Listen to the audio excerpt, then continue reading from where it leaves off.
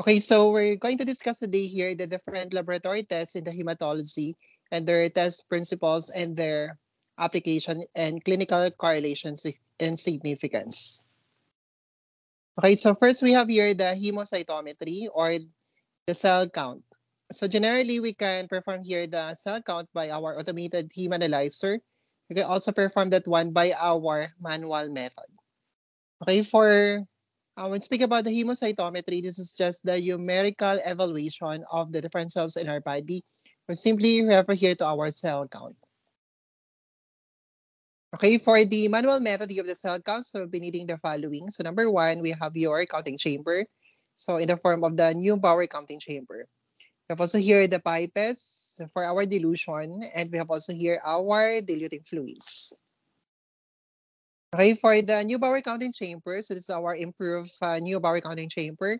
This was made up of two ruled areas. So ruled areas refer here to the area where you try to count our cell. This is our area where we charge our Neubauer counting chamber.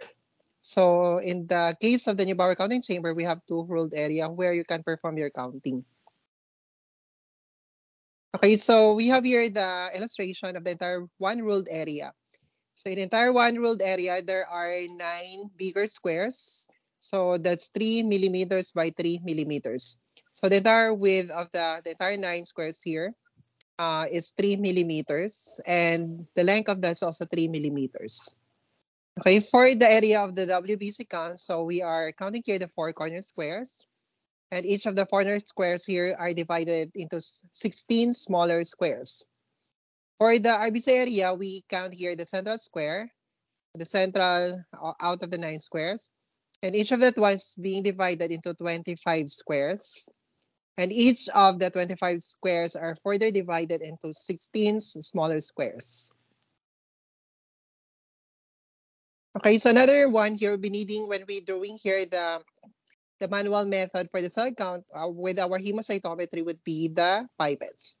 So we have here the WBC pipette and we have also here the RBC pipette, or we call it once our Thoma pipette. So we have here the difference between the two pipettes. Of course, identification here is being made by the color of the beads. So if we talk about here the RBC pipette, that one would have here the red color in the bead. And for the WBC, so it will have here white bead color.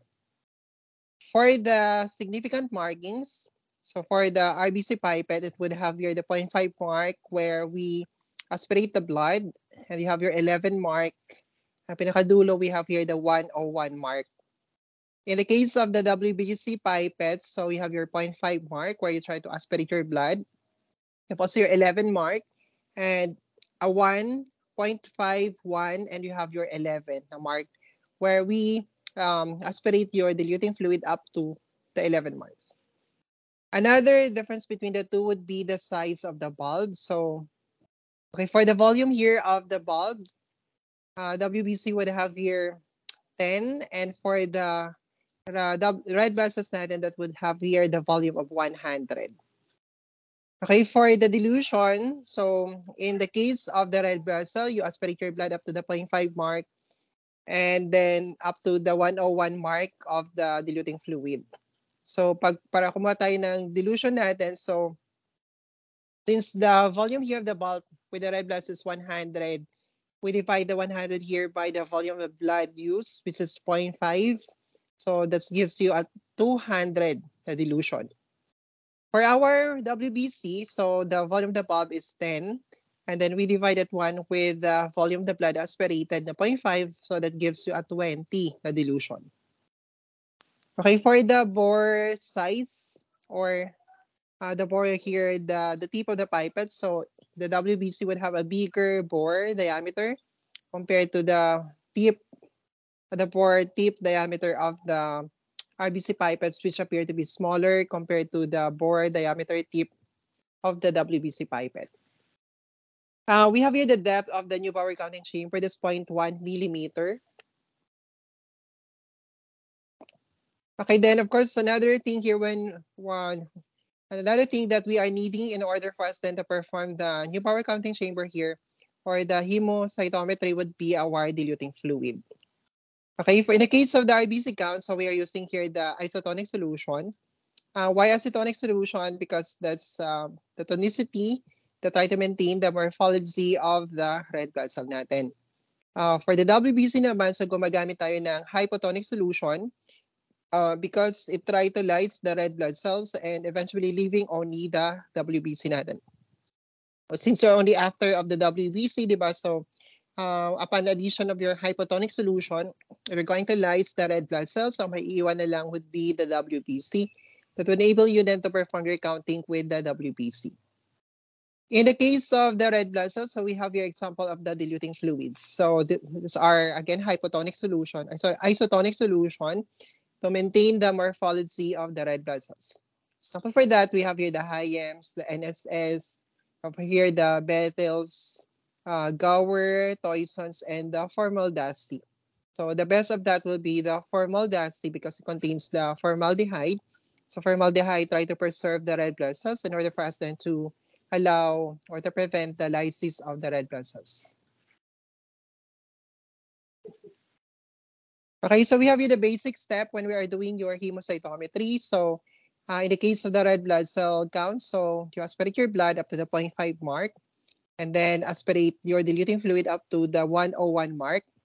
Then we're going to mix by manual method. You can also have your pipette shaker. And after that one, you dispense a few drops of the blood. In order for that, at the stem of that would have here the presence of your diluted na blood. Kasi pag hindi natin siya na-dispense ang few drops of the blood, so sa stem natin, since di ba, ang huli mo ginawa is aspirating it with the diluting fluid natin. So most likely sa stem nun ay diluting fluid. So by dispensing the few drops of the blood, mga 2 to 3 drops, will enable here the blood na nasa sa bulb that's being mixed with the diluting fluid to go to the stem in order for you to have your adequate or correct volume ng diluted blood natin or correct na sample ng diluted na blood natin. Kasi pag hindi mo siya na-dispense, sa stem, makikita mo lang doon ay ang diluting fluid natin. So baka pumasok, when you're charging your Neubauer counting chamber would only be the diluting fluid. So dapat diluted na blood with our diluting fluid. So after dispensing here the few drops of the blood, so you're going to charge here the Neubauer counting chamber. So make sure here that when you are charging our Neubauer counting chamber, it should adequately charge the ruled area and not too much to prevent here the flooding of the entire ruled area. And some of the diluted blood go already to the canal area, so it will have here inadequate distribution of the blood cells when we do your counting. So dapat adequate lang ang ating or enough lang to cover here the entire ruled area natin. Okay, for the WBC count naman, so again, we try to aspirate the blood up to the 0.5 mark and diluting fluid natin up to the 11 mark.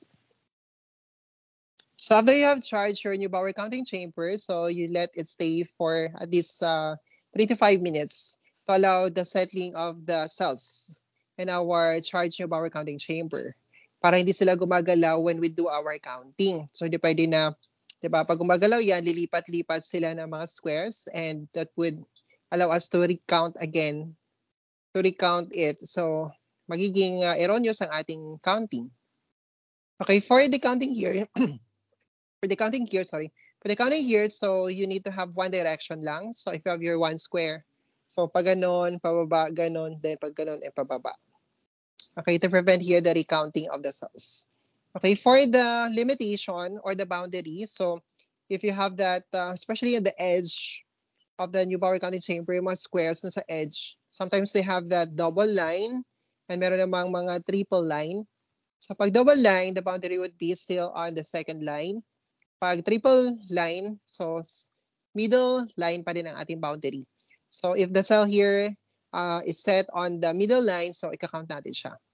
So paano natin ika-count or saan mo ika-count ang cell na yan na particular square? So pag ganito, so dito, for itong square natin, so pag dito siya, okay, on your leftmost, kung nag-step siya dito, on the second line, so counted siya dito na cell na to.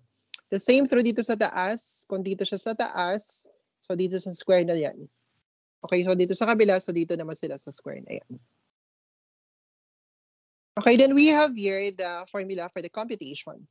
Okay, for the formula for the computation, so for the red blood cell count, so this, again, when we are doing the red blood cell count, so we are counting the central square out of your 9 square. And we'll be counting only here the 4 corner squares, saka yung central square. So again, that out of the 25 na RBC area natin, so we're going to count only the 4 corner squares of central square. And each of that one is divided into 16 smaller squares. Then after that, ito total natin and multiply natin dito sa ating factor. The factor here is obtained as our number 1. We have your area correction factor. Okay, the area correction factor here, so that's equivalent to the total number of the squares over here, the number of the squares counted. So in the case of the RBC count, so divide the entire RBC area natin, which is the central square out of your 9 squares natin. So it's made up of 25 na squares. That's the total number of the squares. However, here we just only counted the 5 squares. So that's over 5. So ang area correction factor natin is 25 over 5 or simply 5. The next one, we have here our dilution factor. So dilution factor, so pag gumagamit tayo ng RBC pipette, so that's dilution factor is taken here as the volume of the bulb of your pipette over here, the volume of the blood used. So the volume of the bulb of our RBC pipette is 100. Then you aspirate your blood up to the 0.5 mark. So that gives you 100 over 0.5 or simply 200 na dilution factor. Then we have here the depth correction factor, which is a constant na 10. So may shortcut tayo dito for that. So that's 25 over 5 or 5 times 200 times 10 or simply 10,000. Okay, so whatever here the total number of the RBC counted in your 4 corner squares saka central square, multiply lang natin kay 10,000. It's our factor. It will give you already the RBC count in times 10 to the 6 per microliter, or pwede naman equivalent yan sa times 10 to the 12 per liter. Okay, then we have here allowable difference between the two ruled area. So to have the quality control check here, so you need to count here in 2 ruled areas. Okay, so in order for you to check here if the charging is correct or not. Okay, for that, the allowable difference here between the 2 ruled area in terms of the total number of the cells counted for the RBC count, so it should not be beyond 16. For the WBC count, so hindi dapat siya lumagpas ng 12 ang difference natin between the 2 ruled area natin. So pag ganon, if you have that more than 16, the difference na total dito sa 1 ruled area compared to the another one, sa kabila, so you need to recharge. Okay, the same through here with the WBC natin. So pag more than 12 na ang difference niya, so you need to recharge your new power counting chamber. Okay, for the result of the RBC count, so we have here the factors that try to affect our RBC count result. Okay, number 1, posture. So changing the position here once the patient is being extracted with the blood can also allow here resulting to the difference in the RBC count. Okay, so because changing the position here will redistribute the water content in the blood vessel of the patient. So if our patient is on the lying position, so it appears to be hemodiluted. But if the patient is on sitting position or standing position, so it appears to be hemoconcentrated. So pag ganun, pag hemoconcentrated, so expect na mataas ang RBC count. Pero pag lying position ng patient natin, since diluted siya, so it result to your decreased RBC count result. By dehydration, so of course, nawawalang water content, like in the case of vomiting, diarrhea, or dengue, so di ba ganun? So it will hemoconcentrate the red blood cell in our blood vessel, resulting here to increase RBC count. Stress, exercise, excitement, so it will also try to increase the RBC count. Okay, for the age of the patient here, so expect that the newborn, the infants, the children will have their higher RBC count result compared to our adult population. Okay, for the sex, the male population would have a higher RBC count result compared to the female population because of the hormonal differences. with their effects in the erythropoiesis. So pag lalaki, the testosterone activates the erythropoiesis, kaya mataas ang kanyang RBC count. Sa female naman, the estrogen inhibit naman ang ating erythropoiesis. So that's explained here kung bakit mababa ang RBC count ng mga babae compared sa lalaki because of the hormones. Okay, the next one, altitude. So, gaano kataas? So, of course, those patients in higher altitude or in the mountain or mountain province, for example, so they have a decreased oxygen tension. So, oxygen tension is triggering, the one trying to trigger here the release of the erythropoietin. So, therefore, pag nasa taas ka or higher position, higher location, so it would have a decreased oxygen tension in that area. So it will trigger the release of the EPO by our kidney. And if you have much EPO, diba, it will trigger erythropoiesis. So therefore, expect na mas mataas ang RBC count ng mga patients on the higher altitude location. The urinary variation, so we have here, increased result is being produced here on the morning with our RBC mass and hemoglobin. So again, those are the factors that affects also our RBC count result.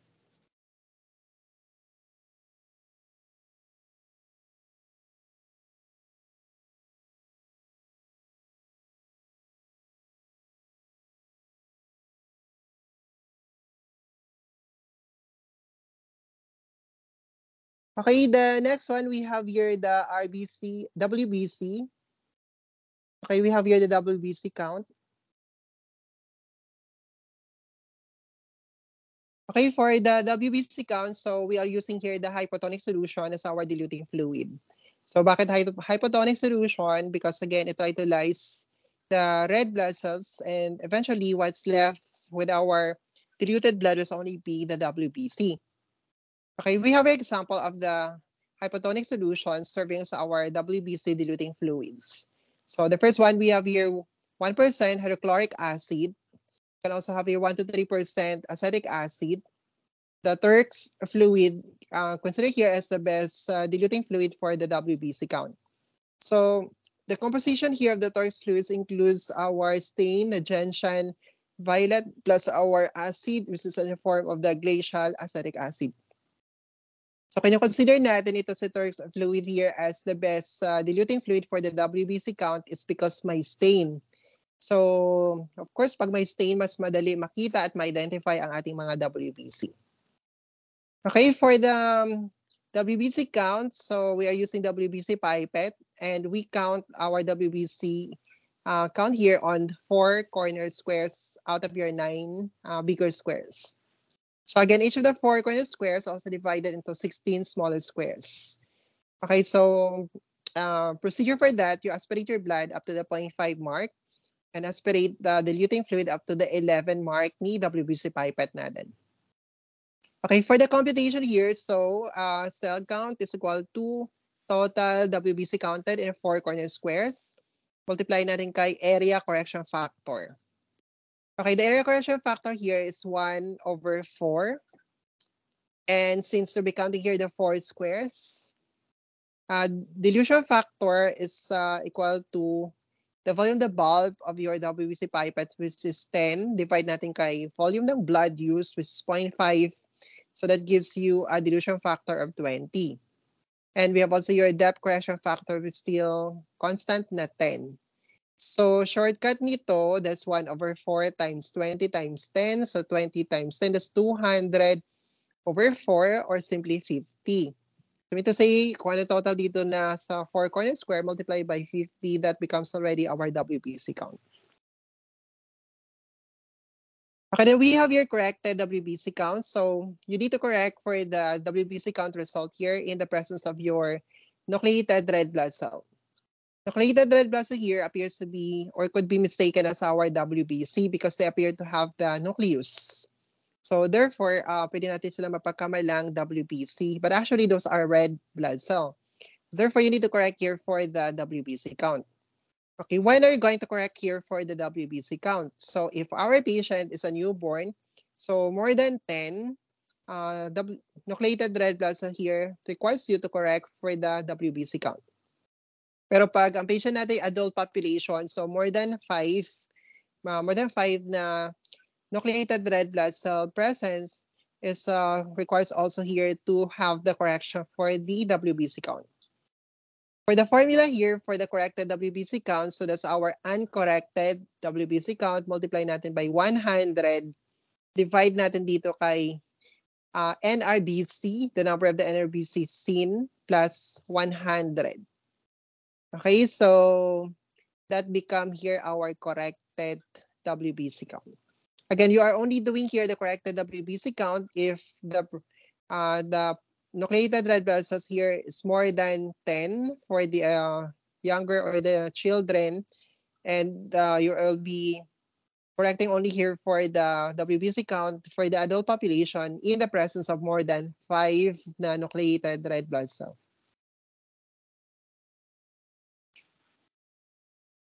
Okay, the next one, we have here the platelet count. So normal values here for the platelet count is 150 to 400,000. So we can also perform here the platelet count by automated method, or it could also be the manual method. Okay, for the automated machine, so it will identify the platelets based on the particle size between 2 to 20 FL. So pag medyo malaki na siya sa 20 FL, so medyo malaki na yan na cells, so hindi na yan platelets.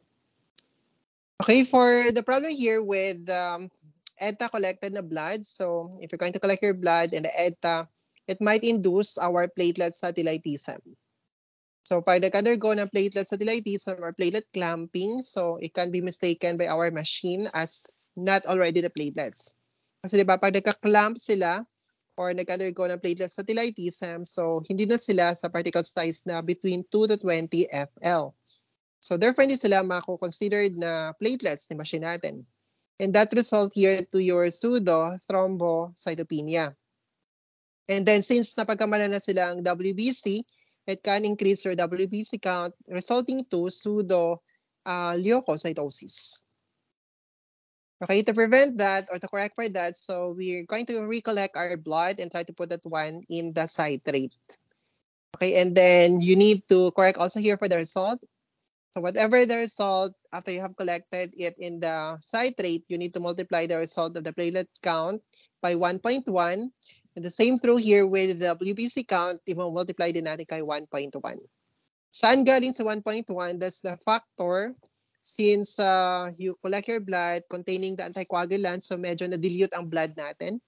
Okay, that's why you have the correction or the factor na 1.1 as your correction.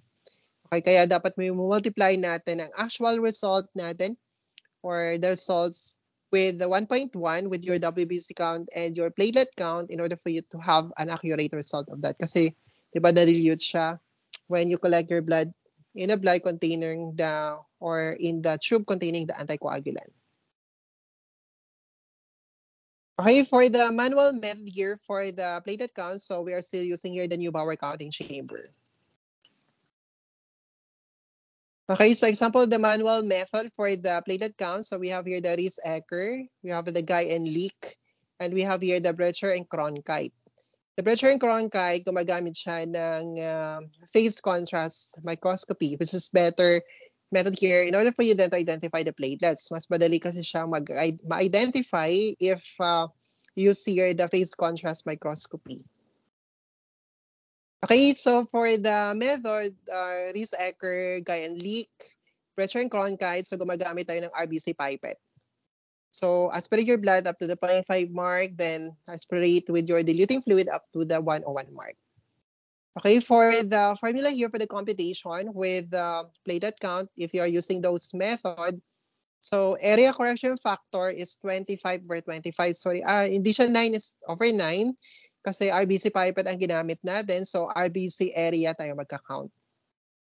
But in this case, so all the 25 squares in RBC area, you're going to count your platelets on that. Kaya ang area correction factor natin ay 25 over 25 or 1. Then your dilution factor natin, so since ano tayo, di ba, RBC pipette, so that's 100 ang volume niyan over 0.5, that gives you a 200 na dilution. And we have also here the depth correction factor is still 10. Okay, so ang factor natin dito is 2,000. Okay, so what will be the 2,000 here? So ano gagawin natin kay 2,000 natin, na factor natin?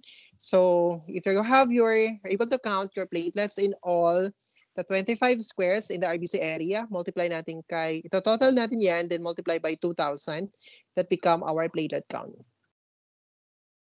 Another method here, we have the UNOPET. So gumagamit naman ito ng 1% ammonium oxalate as its diluting fluid. Okay, for the UNOPET, so ang ating blood sample here is 20 microliter. Then ang ating anticoagulant here is 1.98 ml.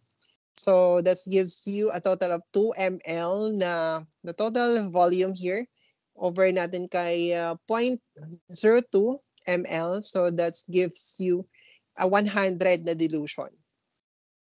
Okay, so same method lang din naman, kakount natin pa rin siya dun sa 25 squares of entire RBC area. So that gives also 25 over 25 na area correction factor. But for our dilution, so 100 ang ating dilution. So paano nakuha si 100 dito kay UNOPET? So that's 2, kasi total mo dito, 20 microliter plus 1.98. So ml, that gives you a 2 ml na volume. Over natin dito kay blood volume natin na 20 microliters. So this gives a 100 na dilution. Then your depth correction factor is still 10 pa din. So ang factor mo dito with the UNOPET is 1,000. So yun.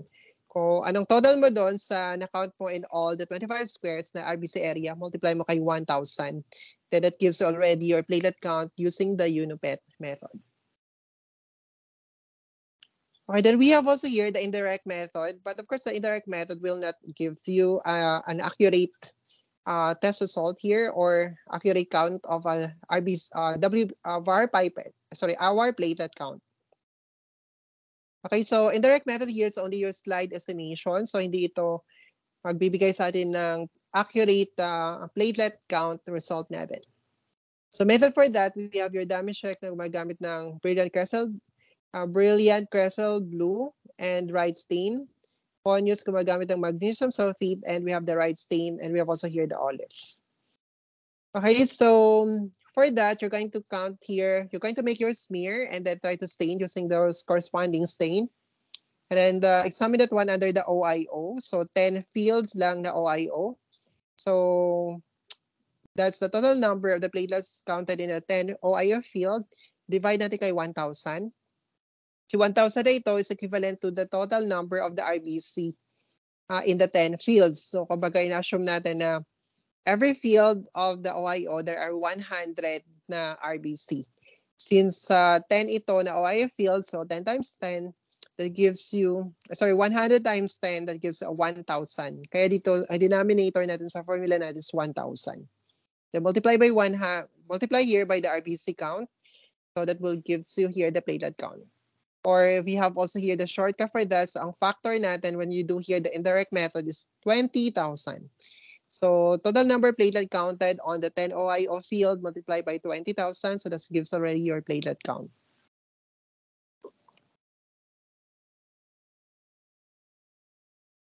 Okay, the next test here, we have your hemoglobin determination. Okay, so the internationally acceptable method here for the hemoglobin determination is cyan-met hemoglobin. Cyan-met hemoglobin, other name for that is ferri hemoglobin or the hemoglobin cyanide. Okay, for the cyan-met hemoglobin, so we are using the Drapkins reagent. Okay, so this method here, the Drapkins or the cyan-met hemoglobin, will determine only all forms of our hemoglobin except the sulf hemoglobin. So, hindi niya kaya i-measure ang sulf hemoglobin.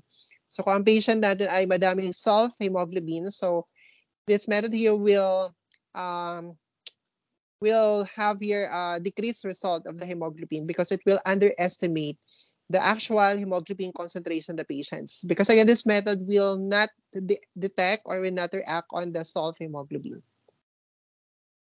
Okay, for the reagent composition of the Drapkins, so you have your potassium ferricyanide. The potassium ferricyanide convert here the hemoglobin to our met hemoglobin. Then the met hemoglobin is further converted here to cyan-met with our potassium cyanide reagent. So, mean to say, ang pinaka-measure dito as the end result or end product natin would be our cyan-methemoglobin. Okay, another reagent here, we have also your ionic detergent that try to lyse the red blood cells. So, kailangan natin lyse si red blood cells in order for that to release the hemoglobin that would enable us to measure the concentration of the hemoglobin. Another one, we have here the potassium dihydrogen phosphate, which try to replace the original composition of Drapkins containing the sodium bicarbonate. Pero again, the newer improved reagent here already contains this potassium dihydrogen phosphate. Because of that, ang ating reading time, so ang incubation natin, if you add here your reagent plus your samples from the previous na 15 minutes na incubation time, so ito ngayon, nagiging 5 minutes na lang siya. It's because of the replacement made here by potassium dihydrogen phosphate from the sodium bicarbonate na original reagent. Okay, for the method here, so 20 microliter ni whole blood, ang ating sample, then 5 ml ni Drapkins reagent. So that gives a total here of the dilution na 1:251. Okay, incubate at room temp for 5 minutes. Then you read the result here with our spectrophotometer at 514 nanometer wavelength. So again, this method here will determine all the hemoglobin present in the patient sample except the salt hemoglobin because this one is not sensitive for the salt hemoglobin. Okay, the major interference here with this method, since this one is spectrophotometry, would be the turbidity of the sample. So pag turbid ang sample natin or cloudy ang sample natin, so expect na mataas ang ating hemoglobin. And that's our false increase. Okay, we have here the reason for the turbidity of the sample or the cloudiness that leads to the false increase of the hemoglobin concentration. Okay, number one, we have here increased WBC count as many or as high as 20,000, platelet count as high as 700,000. Okay, to prevent here the turbidity related to those increase of your WBC count and the platelet count, so with our whole blood, centrifuge natin, and then just get here the plasma. So instead of whole blood, so plasma ang ginagamit natin, or the supernatant as your sample. The second reason here why you have turbid or cloudy na plasma or na sample here because of the increased lipids. Okay, so remedy for that, so gagawa tayo ng sample blank to zero our spectrophotometer to remove the interference brought about here by the turbidity or the cloudiness of our sample. Okay, how are going to prepare here the sample blank? So kailangan lang natin ng 10 microliter of the plasma of the patient. Lalagay natin ng 5 ml na Drapkins. So, yun ang gagamitin natin na pang zero ng instrument natin. Usually, we are using distilled water as our blank, di ba? So, dito naman, sample blank tayo to zero the instrument. Another one reason here for the turbidity would be the presence of your abnormal hemoglobin, like your hemoglobin S, hemoglobin C. In the presence of high concentration of your hemoglobin S, hemoglobin C, like in the case of the sickle cell anemia, those hemoglobin types are soluble. It includes hemoglobin C, hemoglobin S that can cause also turbidity of our sample. So, ang remedy natin for that, so i-dilute natin sample in 1:2 na dilution with our distilled water. So, paano ang dilution or paano nagagawa ng 1:2 na dilution? So, 1:2 is being made here by 1 part of the blood of the patient, saka 1 part or 1 volume or 1 ml ng ating distilled water. So, that gives already a 1:2. So, yun ang gagamitin natin na sample natin. Mag-add tayo. Then, after that one, mag-add ka ng 5 ml na Drapkins reagent. Then, you proceed with the procedure and then you read that one at 540 nanometer wavelength. Another reason here for the turbidity would be increased plasma proteins, like in the case of your Waldenstrom, macroglobulinemia, multiple myeloma. So, remedy for that, you need to add 0.1 gram of your potassium carbonate. Pero hindi na natin kailangan yan na mag-add pa. It's because one of the component here of the Drapkins, your potassium dihydrogen phosphate. So, it's already complied with the requirement na mag-add ka ng 0.1 gram potassium carbonate because this potassium dihydrogen phosphate is equivalent to that already. And number 6 here, interference is brought about here by the presence of the carboxyhemoglobin. So your carbon monoxide nakabind sa hemoglobin natin. So high concentration, the carboxyhemoglobin would have able to convert only the carboxyhemoglobin to your cyan-methemoglobin, which is yun ang nire-read natin, di ba, sa our end product with this method. However, here, if you have the presence of carboxyhemoglobin, so after 2 hours pa siya nako-convert. Di ba, usual procedure natin, 5 minutes lang ating incubation, and after that, you're going to read it already. So kung present sa carboxyhemoglobin, hindi pa siya nag-convert to the cyan-met, hindi magiging false negative ang result natin dito with the presence of your carboxyhemoglobin. So that's another interference.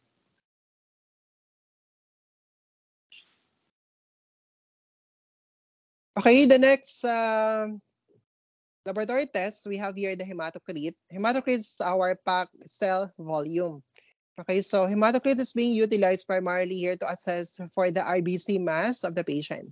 We are not using the hematocrit level here as to diagnose someone to have here the anemia. Okay, so the best parameter to consider someone to be anemic or not is the hemoglobin, not our hematocrit. So hematocrit only correlates with the RBC mass of the patient.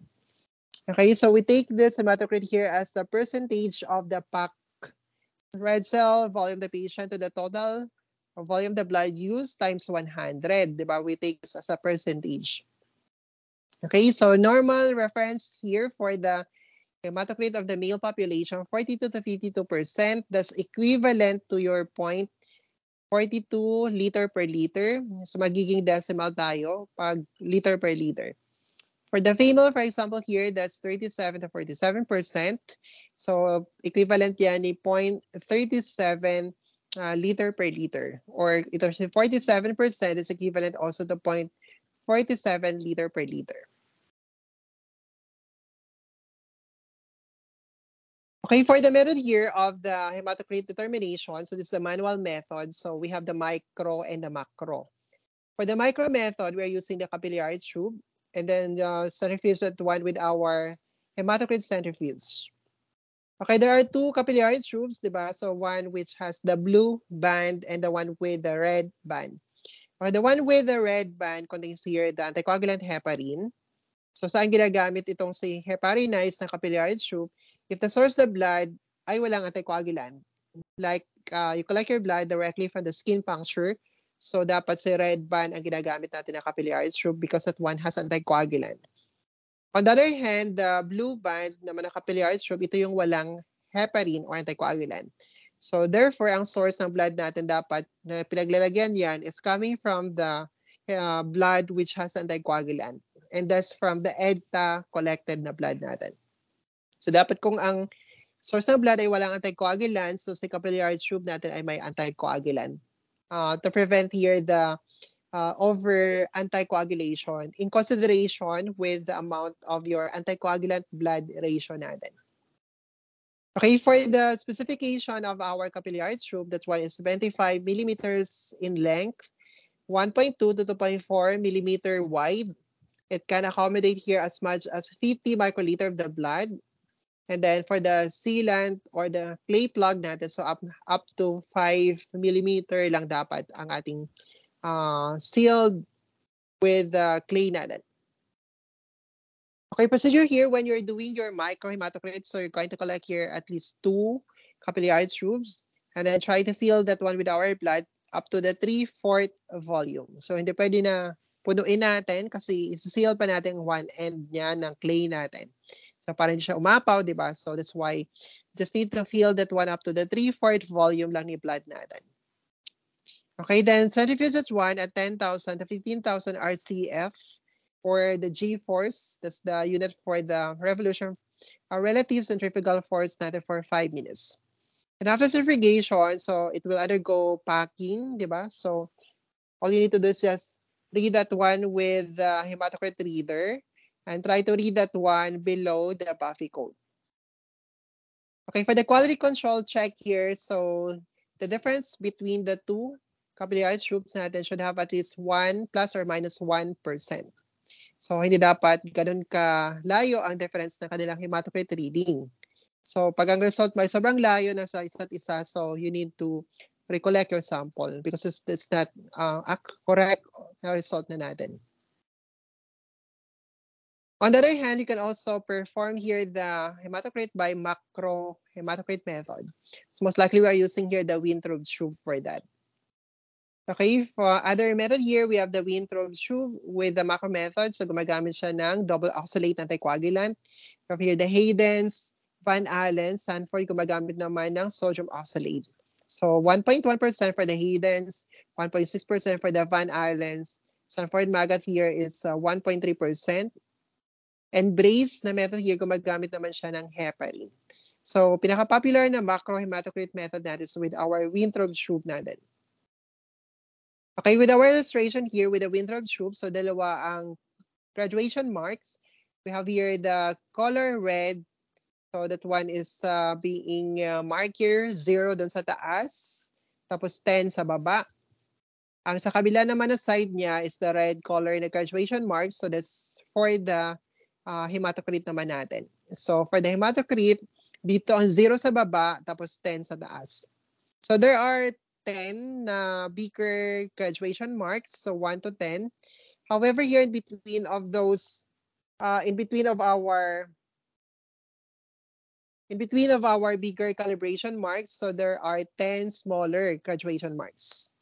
So, ang total nito, up to 10 millimeter na graduation mark, diba? 0 to 1, that's 10 millimeters kasi may mga smaller graduation marks. So since there are 10 na bigger na calibration marks, so times 10 tayo, 10 times 10. So pinaka-total nito is 100 millimeters. Okay, when you're doing here the macro hematocrit method with the Weintraub-Schub, so i-feel lang natin ito ng blood up to the 0 mark or 10 doon sa pinakataas. And then sa centrifuge natin at 3,500 RCF for 30 minutes. Then after that one, mag-undergo ito ng packing. Okay, and then you just measure the height of the pack of red blood cells at the bottom of that over sa total volume here ng blood natin, which is 100 millimeters. So, ilang millimeters ang pack over here? 100 millimeters kasi di ba ang buong volume nito is 100 millimeters times 100. So, it can gives also you with hematocrit reading in percent pa din. Okay, for the automated hemanalyzer, it tried to get the hematocrit result here by deriving it with the values of the MCV and the red blood cell count. So, yan, kumukuha lang siya ng values ng MCV, multiply niya kay RBC count natin. So, that's how it present the hematocrit for our automated hemanalyzer. Okay, then we have here the sources of the error. So, be careful with the following condition here because it tried to affect the test result. Number 1, improper sealing of the tubes. So, hindi properly sealed ng clay plug ang ating end of the tube. So, when you do the centrifugation, so ma-wash off ang blood natin. Or it try to leak on that, so it will decrease the hematocrit result natin. But of course, here, pag hindi talaga siya properly sealed, ma-wash off talaga yan. The second one, we have here increased anticoagulant in the case of your short draw. So, mean to say, nag-feel ka ng blood sa EDTA na below the mark niya dapat. So, pag below siya sa mark, mean to say you have here smaller na volume ng blood, tapos dumadami sa anticoagulant. That's in the case of your short draw natin or sinasabi, that's inadequate na blood volume kasi, di ba, you try to feel the tube the EDTA below its required na marking. And therefore, konti ang ating blood volume, dumadami ang anticoagulant volume natin. So, increase anticoagulant here because of short draw result here to the shrinkage of the red blood cells natin. So, pag lumit sa red blood cells natin, so expect natin na mababa ang hematocrit reading natin. Okay, another one, sufficient time and speed of the centrifugation. So, like for example, if the requirement for the microhematocrit is up to 5 minutes, then nag-centrifuge ka, 2-minute time lang. Okay, pag hindi pa siya na-reach ang ating maximum packing, di ba? So, dapat ay 5 minutes. Sa iyo, 2 minutes lang ang ating centrifugation. So, mataas pa ang ating hematocrit, di ba? Kung 5 minutes yan, bababa pa yan dapat. So, therefore, here, sufficient time and speed of centrifugation result here the false increase in the hematocrit reading natin. Okay, then another one, we have here reading below your Buffy code, reading here above the Buffy code, or you try to include the Buffy code. Diba? So, ang rule natin dapat, when we read, the hematocrit here should be below the Buffy code natin dapat. So, if you read here, the hematocrit reading and to try to include the Buffy code of that, so it would result in a false increase in the hematocrit result.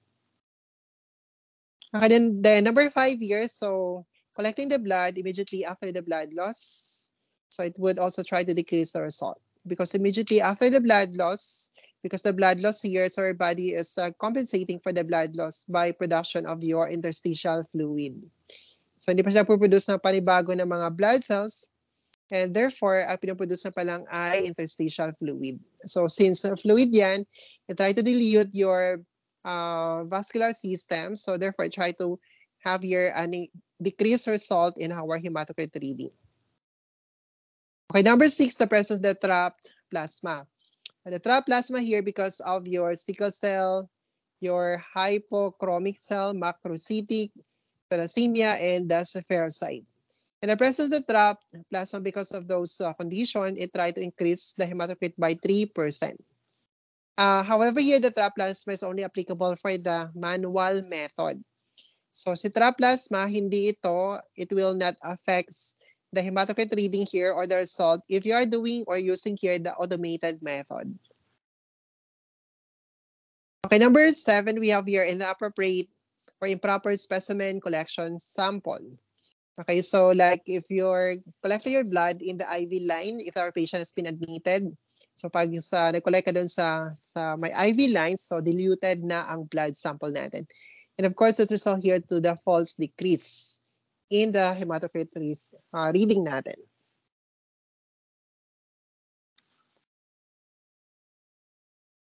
Okay, the next one, we have here the rule of 3. So rule of 3 in our hematology serve only here as our quality control to check here if the values of your parameters are correlated with one another.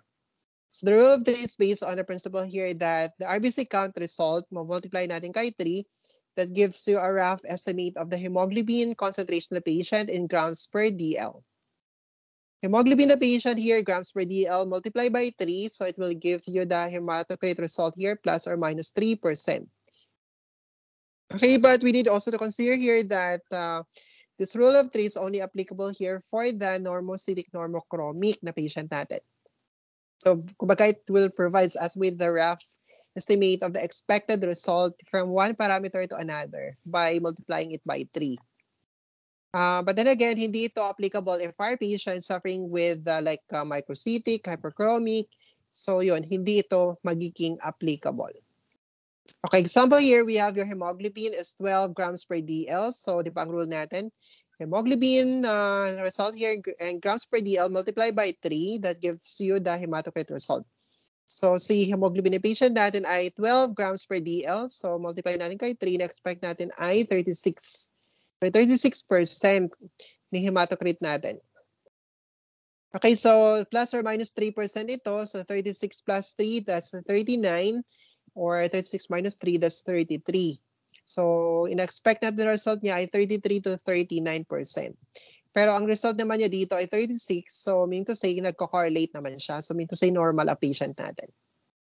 Okay, for instance, pag mababa ang hematocrit natin, magmababa ang hemoglobin compared to the expected na hematocrit.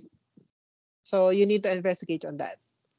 So it appears like, for example, mababa si hemoglobin as compared to the expected hematocrit with the use of the rule of 3. So pag ginawa mo yun ng smear, so most likely the reason for bakit mababa si hemoglobin compared to hematocrit will be the presence of your micro or presence of the hypochromic na mga cells natin. So in that case, hindi siya applicable kasi hindi naman normal ang patient natin. So, for instance naman, like if you encountered here na mas mataas ang hemoglobin, the result ng patient natin compared to the hematocrit, so babalik ka dun kay hemoglobin natin. So, baka hindi nagko-correlate ang result ni hemoglobin kay hematocrit natin. So, pag mataas si hemoglobin as compared with the hematocrit, so babalik ka dun sa result natin ng hemoglobin. So, what are the reason kung bakit mataas si hemoglobin? So, most likely, kasi lipemic or turbid ang plasma or ang sample natin. So yun. So again, for the rule of threes, it's only a quality control check, but this one is only applicable here if our patient is normocytic normochromic.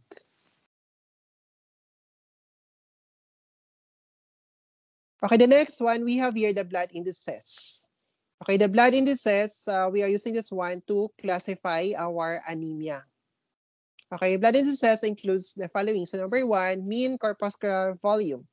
Or the mean corpuscular volume here is taken as your hematocrit in percent. Divide natin kay RBC count, that's in times 10 to the 12 na unit and multiply by 10. So based on the MCV, so the normal reference range for that is 80 to 100 FL. Okay, so again, the MCV is used here primarily to classify the patients based on the anisocytosis or the changes in the size of the RBC membrane of the patient. Okay, so ang interpretation natin here, pag mababa sa 80 FL, so microcytic. Ano mga condition that lead to our microcytic anemia? So that includes your iron deficiency anemia, thalassemia, so yun. On the other hand, ito si if the MCV here is more than 100 FL, so macrocytic ang RBC natin. So it would lead to our macrocytic anemia that includes your megaloblastic. So for that, your vitamin B12, your folic acid deficiency. Another one, we have here the MCH or the mean corpuscular hemoglobin. So this one is being taken here as your hemoglobin grams per DL over the RBC count. That's times 12 multiplied by 10. So normal values natin is 26 to 32 picogram. Pero si MCH, hindi natin siya ginagamit primarily to classify our anemia. Okay, then we have also here the MCHC or the mean corpuscular hemoglobin concentrations. This one is being taken here as the hemoglobin and gram per DL over hematocrit in percent multiplied here by 100. Okay, normal reference range for that is 32 to 36 grams per DL. And just like the MCV, the MCHC natin ay ginagamit natin to classify our anemia. Okay, so pag less than 32 grams per DL, so that's our hypochromic. This is the test here or the blood index that is used to assess for our anisochromia or changes in the hemoglobin content. So, pag ang result ng patient natin ay less than 32 grams per DL, so that's your hypochromia. So that includes your iron deficiency anemia, and we have also here the thalassemia.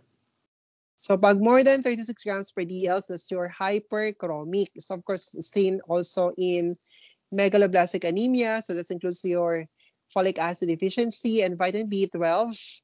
And hyperchromic is also seen here in our spherocyte, hereditary spherocytosis. It's also seen here in the patient with the cold agglutinins. Kasi diba, in the presence of the cold agglutinins or cold autoimmunity, because the presence of your cold autoantibody, it would render the red blood cells of that to become sticky.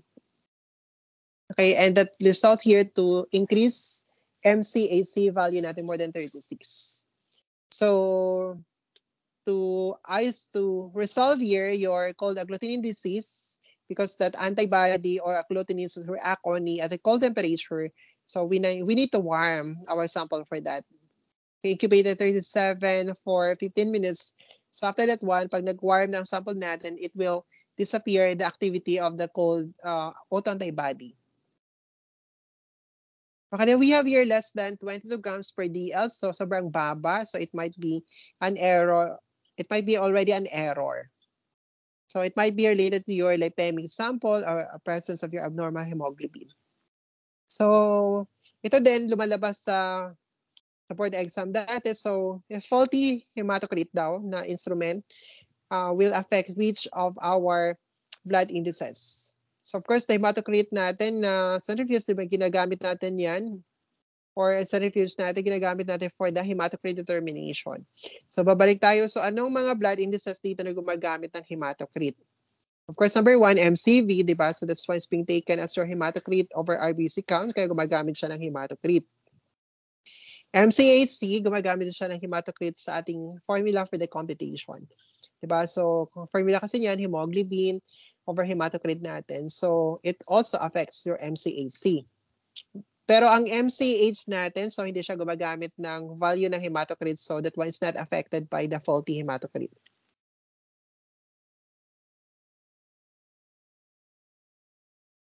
Okay, the next test here, we have the erythrocyte sedimentation rate. So this is the test as one of the acute phase reactant.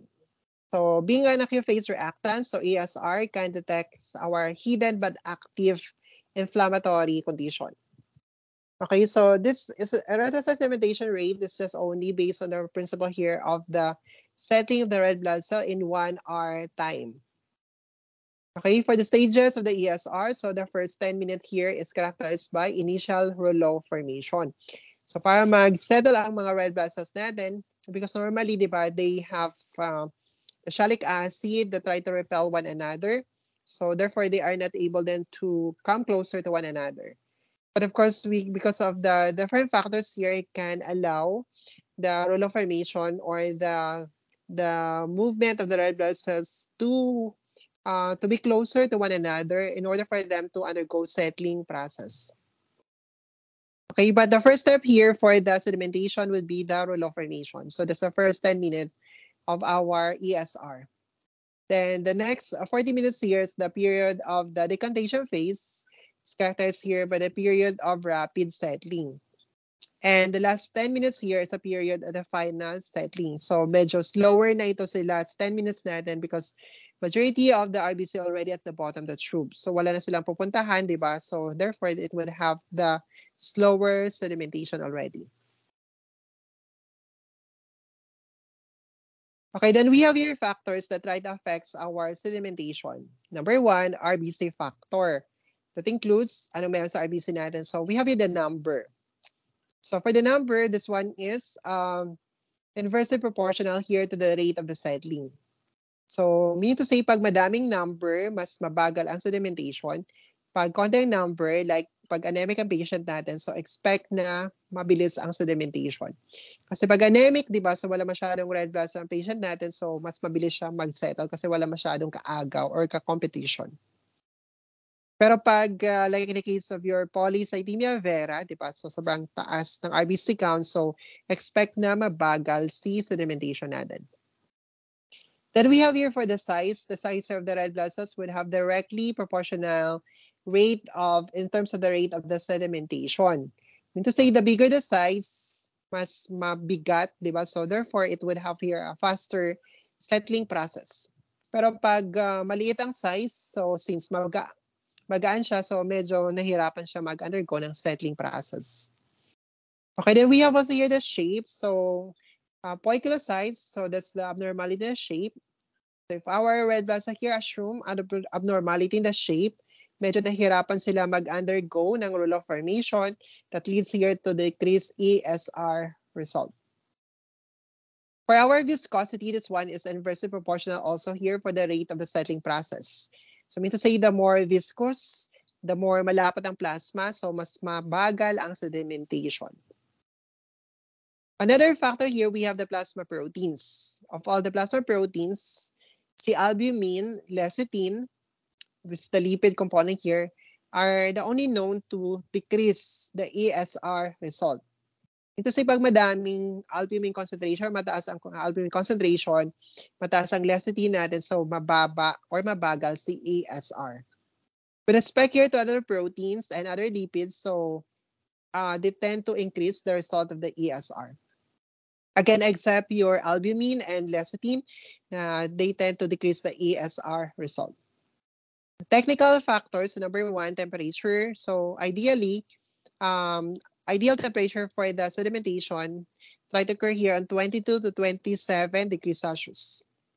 For the temperature, that one is directly proportional, meaning to say the higher the temperature, the higher the rate of the settling process or the faster the settling process. Another one, inclination of the tube. So, pag tinilt natin ang tube natin, so 3 degrees na tilt is equivalent to 30% increase in our ESR result. Kaya pag na-fill up tayo ng blood natin, so dapat naka-steady lang ang ating tube. Not also to dissolve that one to prevent here the induced type of the acceleration or the sedimentation. Another one, we have here the presence of the bubble here would tend to increase the result, diameter, and even the length here. So the wider the diameter of the tube, the longer the diameter of that would have also here the faster the rate of the settling process. Okay, anticoagulants. So we have here increased anticoagulants, so short row ulit. So in the presence of the excess anticoagulant here, it will inhibit our rouleau formation. This is the initial step here for the sedimentation. So pag hindi siya nag-undergo ng rouleau formation, so hindi siya magsisettle. That's why excess anticoagulant will decrease the ESR result natin. On the other hand, the presence here of your heparin, sodium, and potassium oxalate try to increase the result of our ESR. Okay, for the method here of the ESR determination, so we have your original Westergren. The original method here requires you to have the reading up to after 2 hours. Medyo matagal.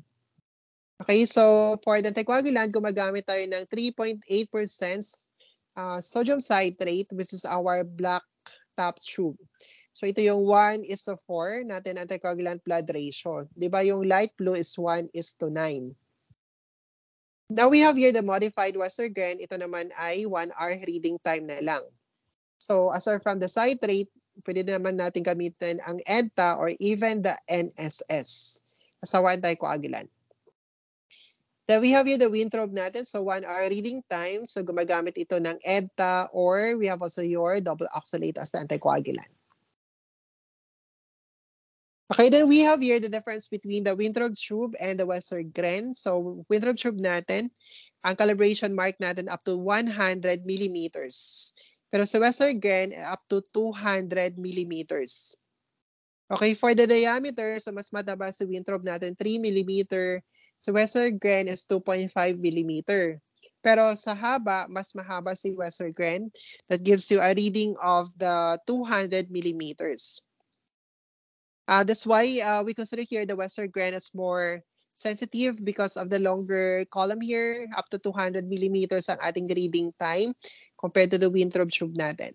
Ang problem kasi kung Winthrop tube, di ba, up to 100 millimeters lang siya.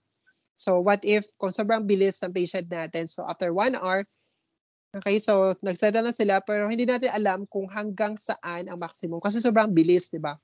Kasi baka more than 100 millimeters per hour ang reading mo dapat. Eh kaso hanggang 100 lang kasi si Winthrop natin.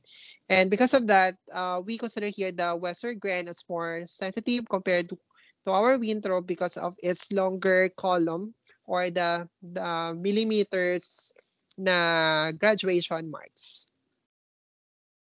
Another one, we have here the Vesmatic 20. So this is automated na ESR. So gumagamit siya ng 18 degrees slant as the principle of that, which is based on the acceleration that would enable here the red blood cells to undergo sedimentation.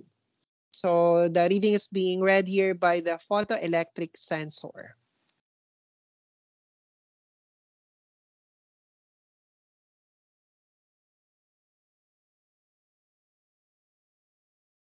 Okay, the next test here, we have the OFT or the osmotic fragility test. This is the test here to try to measure the ability of the red blood cell membrane to withstand in the presence of the pressure.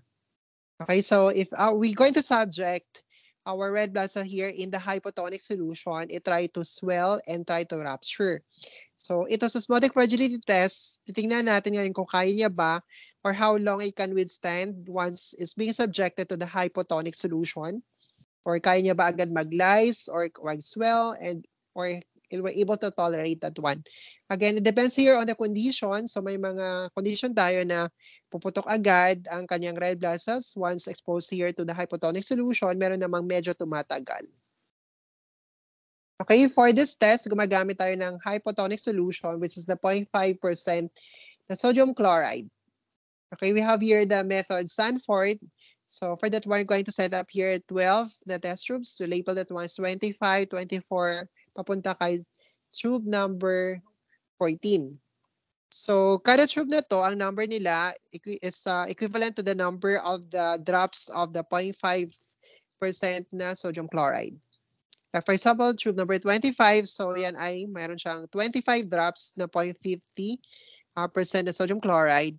Tube number 24 naman natin, so 24 drops na 0.50% sodium chloride plus 1 drop na NSS. Tube number 23, so 23 drops ng 0.50% na sodium chloride, saka 2 drops ng NSS. The same through here, 22, so 22, then ang ating drops ng 0.50% sodium chloride, saka 3 drops. So yun. Again, the number of the tube here equivalent to the number of the drops of our 0.50% sodium chloride. Tapos, pero ang total mo dapat 25. So kung tube number 22, 22 plus 3 na NSS. Ang tube number 21, so 21 drops na 0.50, saka 4 drops ni NSS natin. So then, to each of the tube here, you're going to add 1 drop of the blood directly from the skin puncture.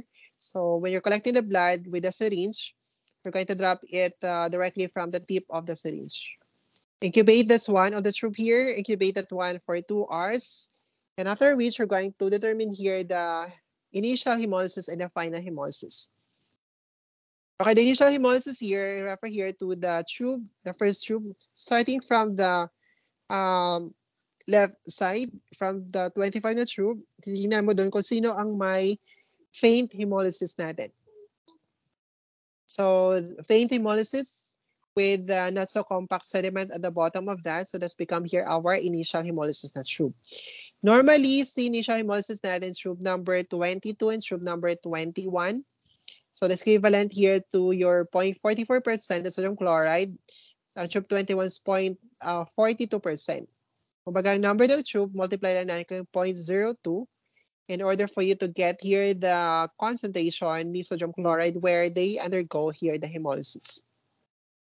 The final hemolysis here refer to the tube starting from the left side, from tube number 25 down to your papunta kay right side.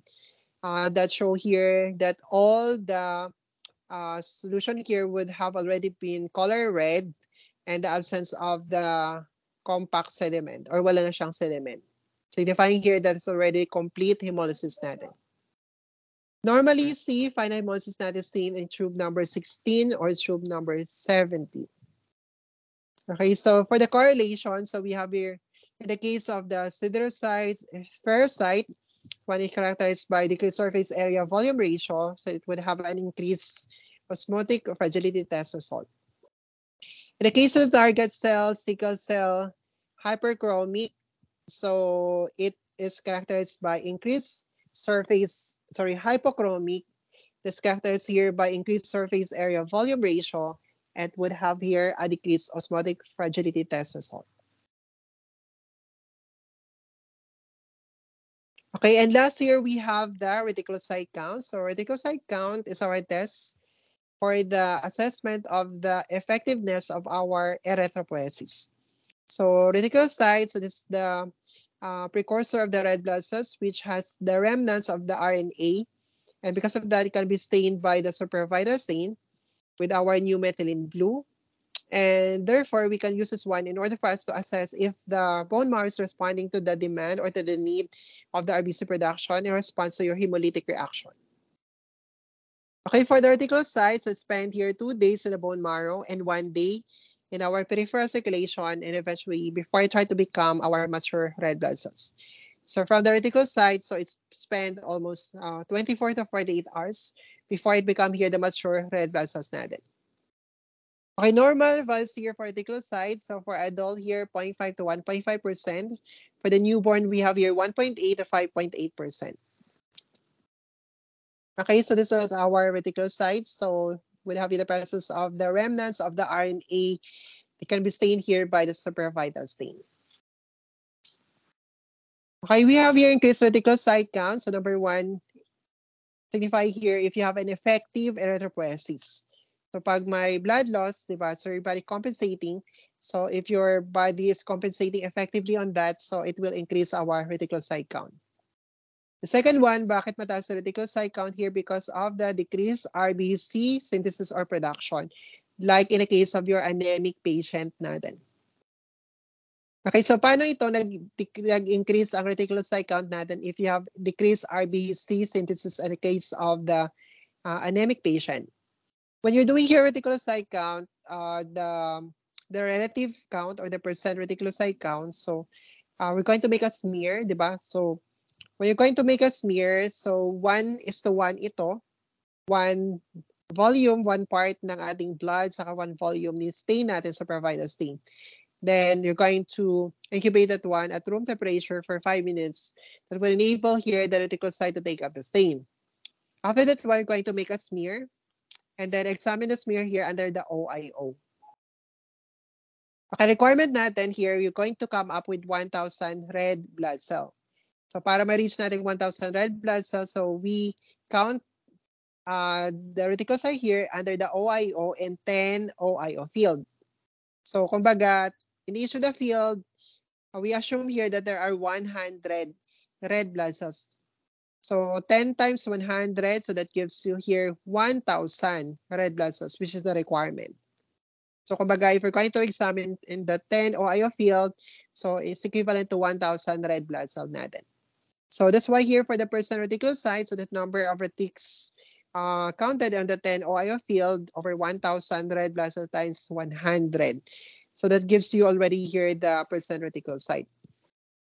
Okay, so in the case of the anemic patient, so pag anemic ang patient, wala masyadong red blood cells, di ba?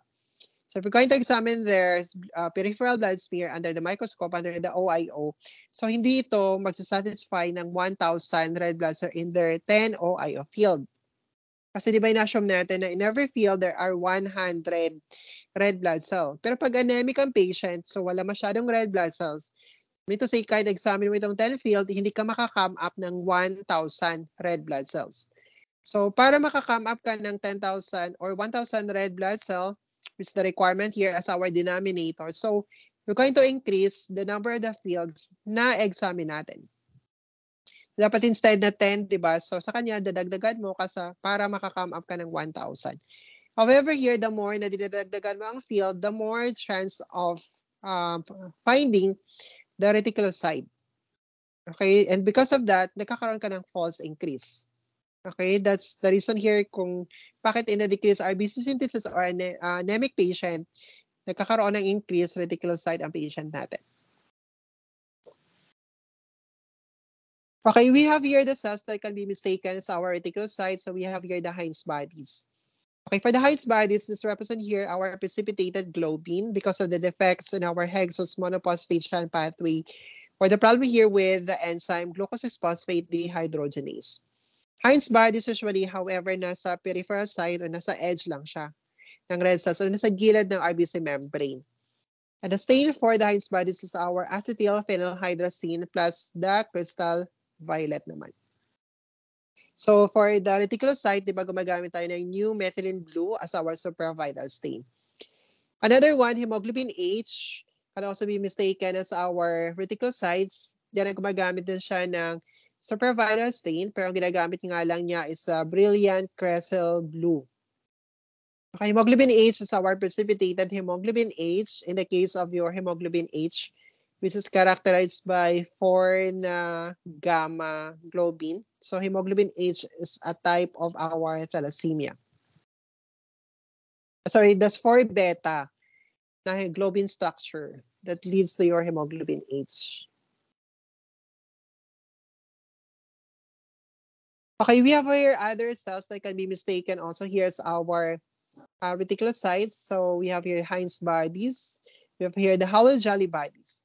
The hollow jelly bodies is just a fragment of the DNA.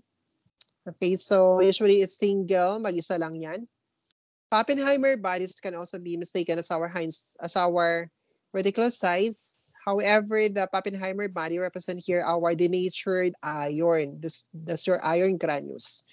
And that one can be confirmed here by the Prussian blue stain. So if you're in doubt na kung talagang reticulocyte yan or Pappenheimer bodies, of course, the Prussian blue stain will give a positive reaction here for the Pappenheimer bodies, but not with our reticulocytes.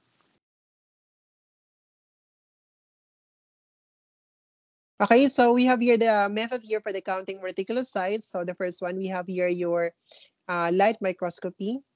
For the light microscopy here, so the ordinary identification of that under the light microscope. So yun, so 10 OIO field over 1,000 red blood cells multiplied by 100. Another one, you can also use here the calibrated Miller disc. So this is just a disc that's being inserted in the eyepiece or the ocular of the microscope. So this calibrated Miller disc here would have two squares. The square A is the bigger one, where you're going to count your reticulocytes. Square B naman natin, so we're going to count here for the total number of the red blood cells, including also the reticulocyte natin. So calibrated Miller disc here, so naging calibrated ang ating area, we're going to perform your counting. Unlike doon sa light microscopy, di ba, pwede tayong mamili kung saan tayo kukuha ng 10 OIO field. So unlike in calibrated Miller disc, so kung anong tumapat doon, so yun na yung kakount natin. For the computation here of the calibrated Miller disc, so square A, dito tayo magka-count. Ka-count mo dito ang number ng reticulocyte na pasok dyan sa square A. Then multiply that one by 100. Then for the square B, so ka-count mo lahat ng red blood cells, including the reticulocyte na pumasok dyan sa square B natin, multiply natin by 9. Okay, so the College American Pathologists here required us to count or required us to have 112 na red blood cells dito na papasok dito sa square B natin. So 112, so let's multiply mo dito kay, di ba ang formula ng square B natin sa number of RBC seen, multiply by 9. So granting for example here, if you have 112 na pumasok dito sa square B, multiply natin kay 9, so that gives you 1,900, 1,009. So, di ba, ang requirement mo lang naman dyan ay 1,000 red blood cells, di ba? So, 1,009, so that's already satisfying here the requirement so ng ating 1,000 red blood cells. So, according to the College of American Pathologists, you just be needing to see 112 na red blood cells. That's already satisfying here the 1,000 red blood cell na requirements natin. Okay, another way of the reporting here of the reticulocyte count, we have also here the ARC or the absolute reticulocyte count. The absolute reticulocyte count here presents the number of reticulocyte per liter of the blood volume. So the formula for that, so that's your percent reticulocyte over 100, multiply natin kay RBC count ng patient natin in times 10 to the 12 per liter na unit natin. So ang result ni ARC is presented here in terms of the times 10 to the 9 per microliter. Sorry, times 10 to the 3 per microliter. Another one, we have here the CRC or corrected reticulocyte count. So this is the computation for the reticulocyte as a correction here for the degree of the anemia. So it's what I've mentioned earlier, diba? So we can have a false increase in the reticulocyte count if our patient is anemic. So, si CRC, ito yung correction pag anemic ang patient natin. Okay, the formula here of the CRC, that's equal to your percent reticulocyte over 100, multiplied natin kay hematocrit the patient over 45%, which is the normal hematocrit. So, kung ang unit natin ay liter per liter, it just convert your hematocrit na results sa liter per liter. So, that's become decimal. For example, here, 45% is equivalent to your 0.45 liter per liter. So, CRC, ang unit natin is percent.